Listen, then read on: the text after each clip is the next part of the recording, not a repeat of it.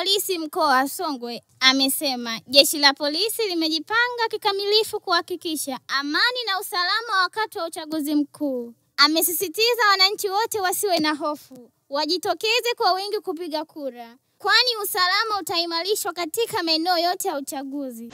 Kamanda wa polisi mkoa wa Songwe, nashukuru Mheshimiwa mkuu wa mkoa kwa nafasi hii ulionipatia niweze kutoa salamu na kusema machache kuhusiana na jinsi jeshi la polisi mkoa wa Songwe tukishirikiana na vyombo vingine vya ulinzi na usalama tulivyojipanga kuelekea kipindi hiki tulichonacho kabla, wakati na baada ya uchaguzi huu ambao unafanyika tarehe 29 mwezi wa 10 2025. Ndugu zangu wananchi,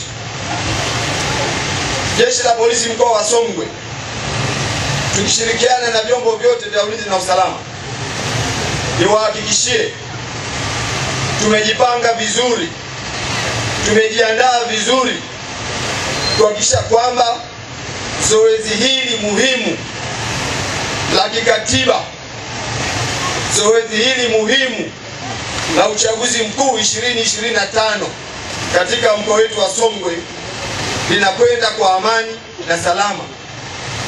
Niwahakikishie askari polisi tutakuwepo maeneo yote katika vituo vya kupigia kura, tutakuwa kwenye doria mbalimbali barabarani na vijijini, mijini na sehemu zote ambazo zoezi litakuwa linafanyika. Kwa hiyo niwatoe wasiwasi, msitishwe na mtu yoyote, msishawishike kwa aina yoyote. Jitokezeni kwa wingi tarehe 29 kwenda kupiga kura bila uoga wowote.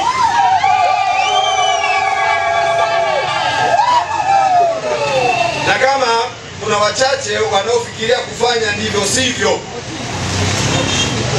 jambo ambalo siamini kama wapo, na kama wapo naomba wasijaribu, watafute mahala pengine.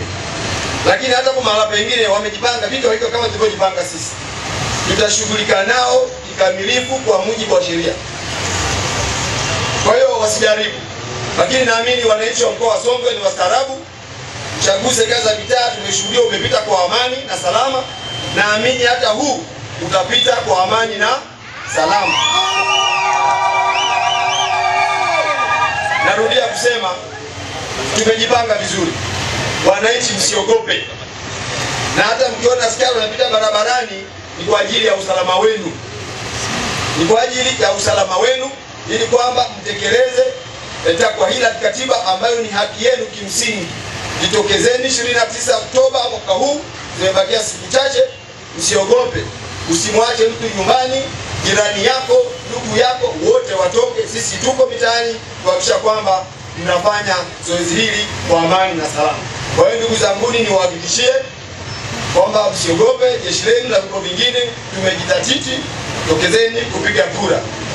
Niwatakie zoezi hili la tarehe 26 liwe lenye amani na salama, na Mwenyezi Mungu awabariki nyote. Asanteni kwa kunisikiliza. Nawashukuru sana. Kutoka hapa maeneo ya Kisimani, mkoa wa Songwe, ni mimi Evelyn, Angel TV.